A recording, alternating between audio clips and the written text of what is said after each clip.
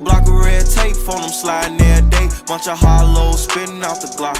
I've been serving fiends all day, out there posted with the gang, nigga. We was taught to get it. What is good, YouTube? It's your boy Nick Ruiz back here with another video, and today I got some NBA 2K21 news for y'all. So this week, Mike Wang has officially come out of retirement. Let's give it up for Mike Wang. He came out of retirement this week, and he's been tweeting like a madman. So much news about current gen NBA 2K21, and he also confirmed that most of this news is for next gen as well. So without further ado, in this video I'm just gonna go over all those tweets. I'm sure you guys have seen all the tweets, but if you haven't, I'll leave a link to Mike Wang's Twitter in the description box down below. But without further ado, let's get into it.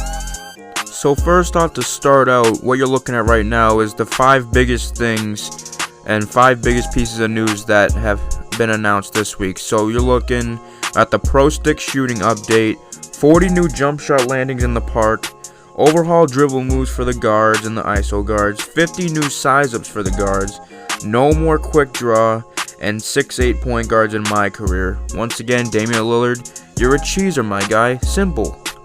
So first off, we have my guy Gucci, and he asked Mike Wang, will quick draw still be out the next gen 2? Mike Wang said yes, it's gone forever. Quick draw is officially gone forever. That's right, ladies and gentlemen. Quick draw is officially gone forever. And I know a lot of people are happy, and even I'm a little happy because I'm debating making a sharp build of some sort. And I'm glad that I don't have to spend my precious badge points on Hall of Fame quick draw, because that is 4 wasted badge points. On the other hand, this could also mean the return of 2K19 6'10" lockdown defenders shooting like Steph Curry out there. And Mike Wang, which I'll get into in a moment, said that it's going to be hard for them to shoot, but I honestly believe it's a lie. So let's get into that theory real quick. So my boy Laker fan asked Mike Wang, as in none into your pie chart, because keep in mind there's a very large difference between 2K19 and 2K20 pure locks who have no 3-point touched on their attributes, and those who maxed out all the allocated ratings for their pure lock of pure red blue. To further clarify, I don't think even the 53-point lock should be near consistent shooters, but I was just unaware if you were referencing what we already know, that 33 3-pointer is extremely hard to hit, but that 51 is not, or 51 will struggle as well. And Mike Wang responded and said the goal is for you to have to be at least in the mid to high 70s to be a decent threat. If people are consistently hitting as a 51-3, I'll make a hot fix. Now, a couple things I took away from this. I really don't think this is true at all. I think it's a lie. Number one reason being, he said that last year and the year before that and the year before that. We've had non-shooting builds greening since 2K17, and I doubt it's going to stop in 2K21. I have a couple reasonings behind that. Here are my reasons. Now, I'm not saying Mike Wang is completely lying. I could be wrong, and he could actually be patching people who hit with a 51 3-pointer this year. But I have 4 main reasons why this could be a lie. Number one, him and 2K have said that they won't be able to shoot for the last 5 years now, and it's never been true. 2, there's no quick draw this year as stated earlier in the video, which means locks will be like 2K19. They'll find a cheesy jump shot and learn how to green with it if they have a lightning fast release. 3, if every build can get 1 badge, like you know how in 2K20 how it works is the category you upgrade the least gets 1 badge only. Locks can just put that on bronze catch and shoot and bronze corner specialist, and they'll be effective with it. I mean, look at 2K19. They had 1 shooting badge, bronze corner specialist for small forwards, and shooting guard pure locks had silver corner specialist. And even 6'10" lockdowns in 2K19 were splashing with bronze corner. So imagine that back in the game. And then 4, you could always have a point guard with Hall of Fame dimer and Hall of Fame floor general to make you make your shots more. So that's why I really think this is a lie, and that you non-shooting build people shouldn't be that mad. But even if it's true and he does patch y'all still shouldn't be mad. And the fact is, I don't think I should have to check you from the 3-point line if you have a low 3. But hey man, whatever, we'll have to see when the game comes out for ourselves, because it's hard to trust Mike Wang. No offense to Mike Wang, he's a great dev and all, but I'm pretty sure he said this every year, so I'll have to see it to believe it. Next up, 6'8" point guards. As you see on the screen, someone asked Mike Wang if 6'8" point guards will be in the park. They will be in the park, and it might be quite cheesy. Now, I know a lot of people are saying the 6'7" and 6'8" point guard heights are going to be really slow, and you might be right, but I'm just thinking ahead long term for this game, especially with the 2 to 4 month time frame with next gen coming out. This build height can be really cheesy if you know how to make it. Like, for example, the pure playmaker at point guard, especially if the badge and attribute system is the same as 2K20, where point guards get more badge points and caps, I could see a major problem occurring where instead of making a small forward, people will make a 6'7" and 6'8" point guard to get more badges. You gotta think about that. Like, yes, they may take a hit on height, but you can just run them at small forward. Differences between them and a small forward is they could have more badge points, and that's a big difference when it comes to playing other people. And especially if it's the same, it could still be cheesy. For example, the pure play point guard, it's a very balanced build in 2K20, and if it's the same, there could be some issues with that pie chart, okay? Because in 2K20, it can be very balanced. There can be double-digit badge points in every category for the point guard pure play.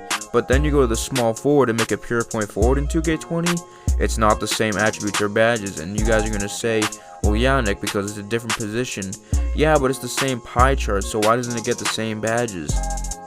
So I'm just saying, if it's the same thing, we could see the extinction of small forwards. It might be rare to see small forwards unless, and this idea occurred to me, and it's a major possibility in my opinion. I asked Mike Wang like 3 times and he didn't answer, so it leads me to believe that if point guards can go up to 6'8", does that mean small forwards can go up to 7 foot?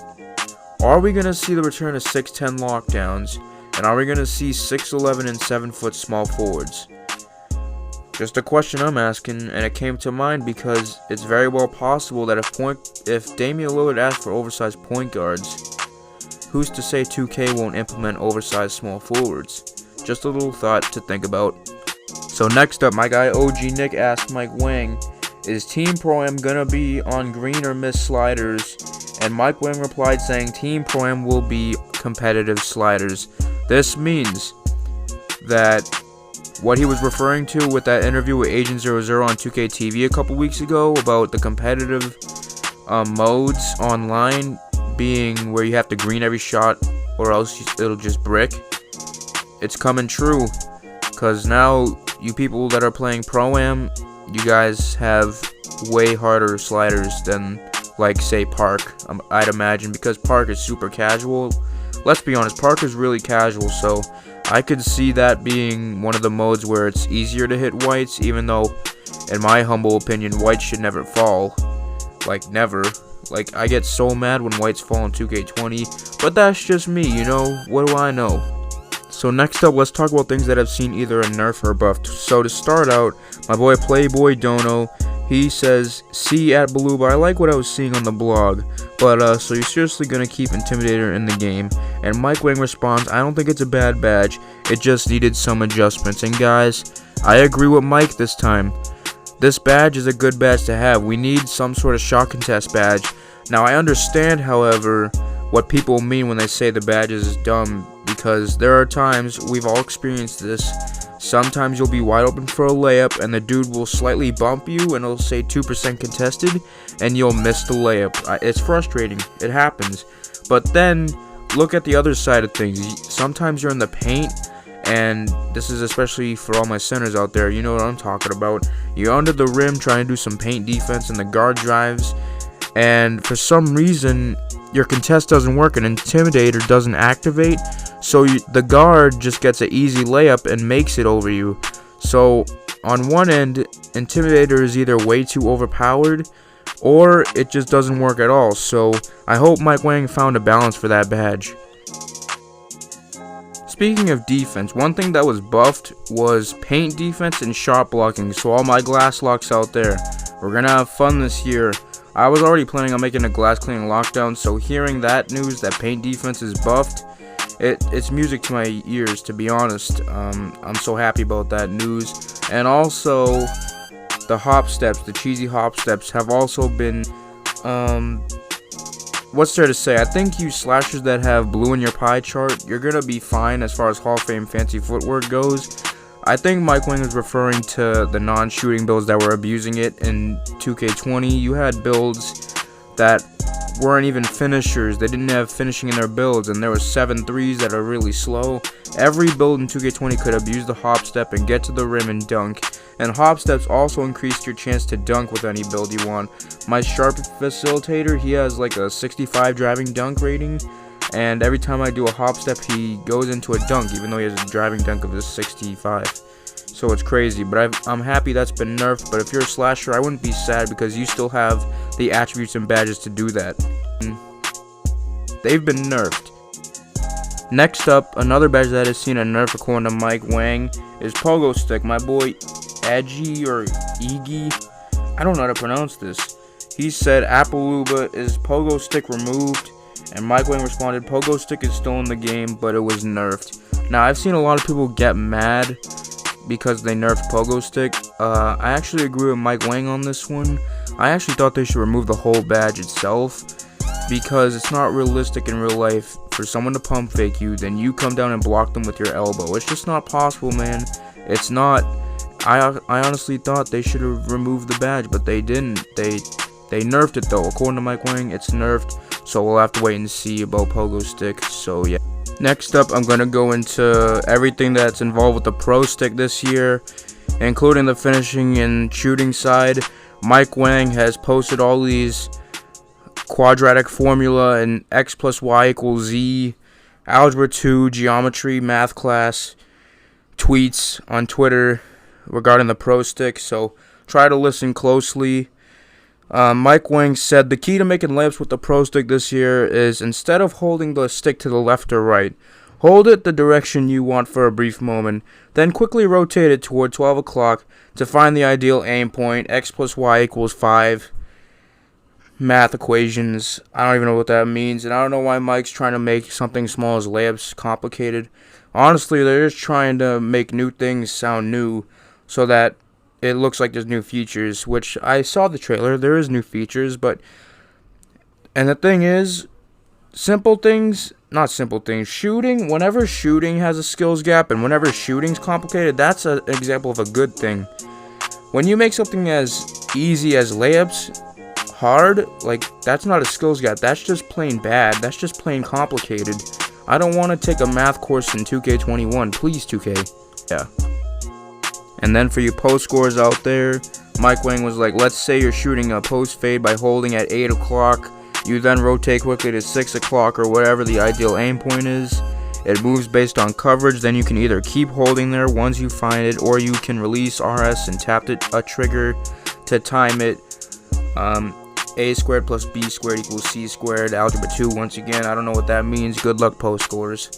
Now let's get into some good news regarding the shooting. Michael Q asked, Appalooba, can we turn off meter and shoot with right stick and still have boost, or can you only do one? And Mike Wang responded, you can turn off meter and shoot with RS, but it will be time based like 20.